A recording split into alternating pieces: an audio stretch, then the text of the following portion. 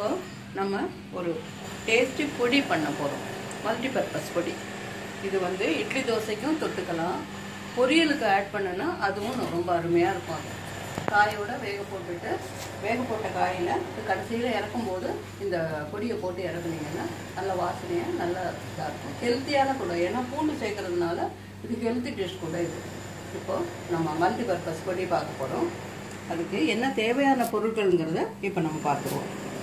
மிளகா ஒரு 10-15 மிளகா, நம்ம காரத்துக்கு தகுந்தபடி வேணும்னா இன்னும் கொஞ்சம் சேர்த்துக்கலாம், இல்லாட்டி கொஞ்சம் கம்மியும் பண்ணிக்கலாம். இதில் 2 மிளகா கம்மியும் பண்ணிக்கலாம்.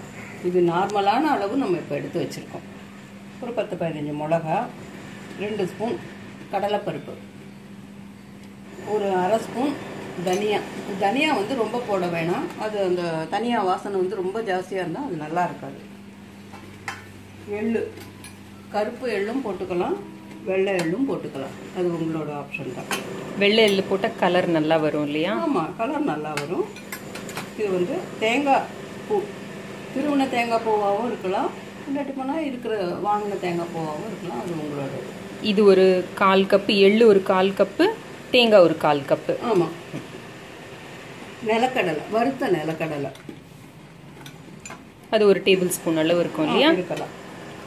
பூண்டு பல் தேவையான அளவு. இது ஒரு அரை கப்பு இருக்குமா பூண்டு பல்? அரை கப்பு இருக்கும். இவ்வளோதான் தேவையான பொருட்கள். கடைசியில் நம்ம உப்பு சேர்க்க போகிறோம்.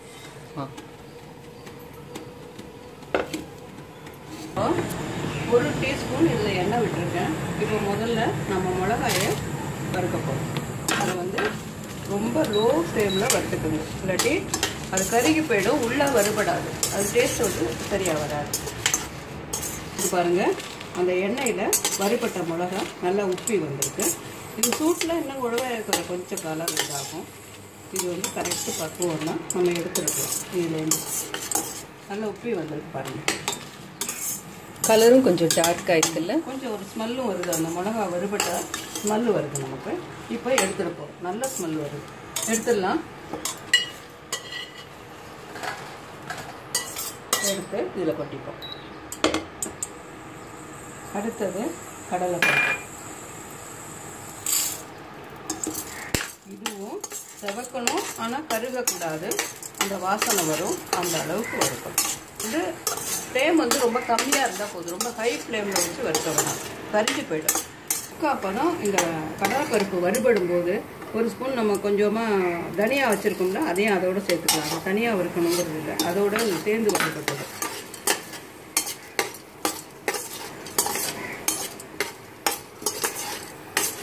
ஆந்திராவில் இந்த மிளகா அப்படி ரொம்ப ஃபேமஸ் இல்லை? ஆமாம், ஆந்திராவில் ரொம்ப ஃபேமஸ். இப்போ கடலைப்பருப்பு வறுபட்டுட்டுது, இது இன்னும் நல்லா செவந்து வந்திருக்குது. இப்போ தனியாகவும் வெடிக்க ஆரம்பிச்சிருக்கு. ஸோ ரெண்டும் அட்டி டயத்தில் நமக்கு வறுபட்டுருக்கு. இப்போ எடுத்து இந்த மிளகா வறுத்தம் பார்த்தீங்களா, அதோடு எடுத்து இதை சேர்த்துக்கலாம்.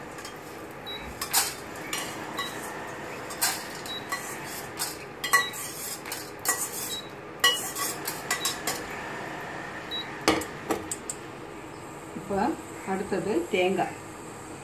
தேங்காய்க்கு எண்ணெய் தேவையில்லை, இப்படியே போட்டு அந்த அதே பாத்திரத்துலேயே நம்ம தேங்காயை போட்டுக்கலாம். இதுக்கு தனியாக எண்ணெய் விடணுங்கிற தேவையில்லை, ஏன்னா தேங்காயில் எண்ணெய் இருக்கும்.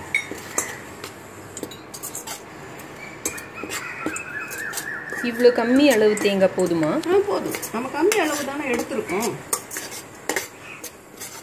மிளகாய் ரொம்ப கம்மியாக தானே எடுத்துருக்கோம், அதனால இது போதும். கொஞ்சம் செவக்க அந்த வாசனை வரும்போது இது செவக்குது பாருங்க. இப்போ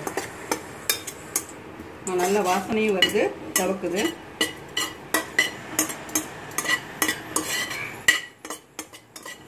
இப்போ போதும், நல்லா சிவப்பாக இருக்குது பாருங்கள்.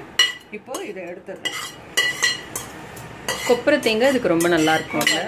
ஆமாம், இல்லாட்டி ஃப்ரெஷ் தேங்காய் கூட வறுத்து போட்டுக்கலாம். அது நம்மளோட இதுதான்.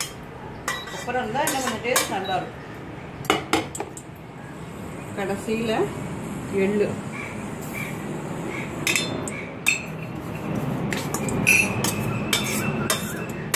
ரொம்ப சீக்கிரமா பொடி பண்ணிடலாம்ல, அது வீட்டில் இருக்கிற சாமானை வச்சு பண்ற மாதிரி. எல்லாமே ஹெல்த்தியான ஐட்டம்ஸ் கூட. மல்டிபர்பஸ். இதுக்கும் நம்ம பொடியாகவும் இட்லி தோசைக்கும் தொட்டுக்கலாம், பொரியலில் போட்டு இறக்கிறதுக்கு நல்ல வாசனையாக ஜம்முன்னு இருக்கும். ஒரு நாள் பொரியல் போட்டு இறக்கி பாருங்கள் எப்படி இருக்குன்னு. வேக வச்ச காயில் பொரியல் இறக்கிறதுக்கு முன்னே தேங்காய் போடுவோம் பார்த்தீங்களா, அப்போ இந்த பொடியும் சேர்த்து போட்டால் அருமையாக இருக்கும்.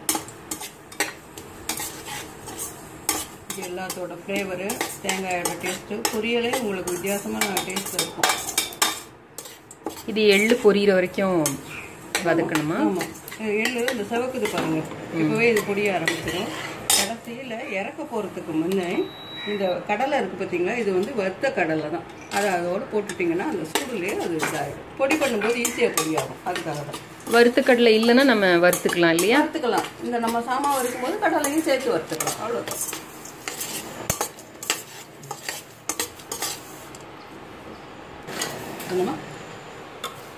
இப்போ இதை கொட்டுறோம். எல்லா சாமானும் வறுத்து இதை கொட்டி வச்சுருக்கோம். ஆறுனதுக்கு அப்புறம் பூண்டோடு சேர்த்து உப்பு சேர்த்து பொடி பண்ணிக்க போகிறோம். இப்போ அந்த வறுத்து வச்ச சாமான் பூரா நல்லா ஆறிட்டுது. அதுக்கு தேவையான உப்பு இப்போ நம்ம சேர்க்க போகிறோம். இந்த அளவுக்கு உப்பு சேர்க்க போகிறோம். உப்பு கொஞ்சம் கம்மியாக போட்டாலும் உங்களுக்கு தேவையில்லைன்னா கொஞ்சம் கம்மியாக போட்டுக்கோங்க. நான் தேவையான அளவு உப்பு போட்டிருக்கேன். பூண்டு வந்து அந்த ஃப்ளேவர் உங்களுக்கு பிடிச்சதுன்னா இந்த அளவுக்கு போடுங்க. இல்லை இன்னும் கொஞ்சம் பூண்டை குறைச்சிட்டு கூட போடலாம். அதனால தப்பு இல்லை. பூண்டு வந்து வறுக்க தேவையில்லை இல்லையா? அப்படியே பச்சையா போட்டுடலாம் இல்லையா? பச்சையா தான் போடணும் பூண்டு. மற்ற சாமான் தான் வறுக்கணும். இப்போ போய் அரைச்சிட்டு வந்துடலாம். இப்போ அந்த கலவையை நம்ம பொடி பண்ணிட்டு வந்திருக்கோம். இந்த மாதிரி இருக்கும்.